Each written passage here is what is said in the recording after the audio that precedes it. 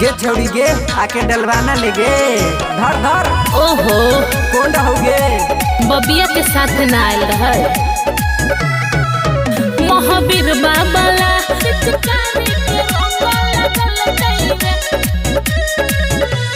होलिया में छौड़ी के छही गदराई कौना के रंग में हई रंगाइल बोल लगे। होलिया में छौड़ी के छही गदराई कौना के रंग में हई रंगाई कौन छौरा लगल कौगे लगल कौगे। महावीर बाबला बोलल कई रे पिचकारी के रंग लगल कई रे। महावीर बाबला बोलल कई रे पिचकारी के रंग लगल कई रे। की करिए रे बड़ यारी कल कई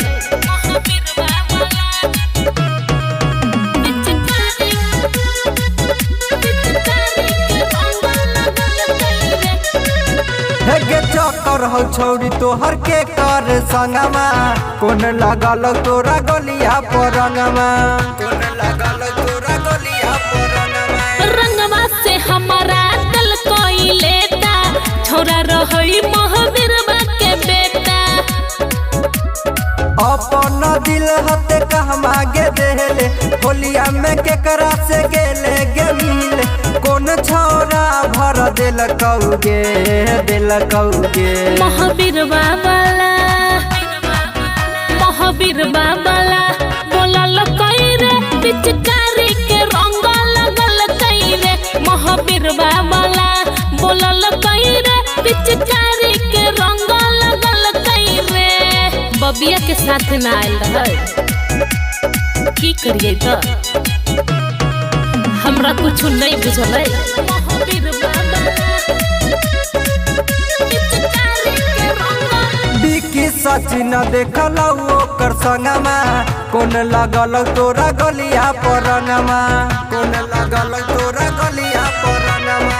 बबी बेदर्दी के संगे रे अलकई पजा में धके रे रंग लगल कई। लागै छौ छौरा उ रहोगे पागल ऊपर से नीचा हो रंग गे लागल कौन छौरा हो पटल कौगे पटल कौगे। महावीर बाबला बोलल कई रे पिचकारी के रंग लगल कई रे। महावीर बाबला बोलल कई रे पिचकारी के रंग लगल कई रे। दीपन नितेशो से डलवा ले। शिव शक्ति रिकॉर्ड तिशोता वैशाली।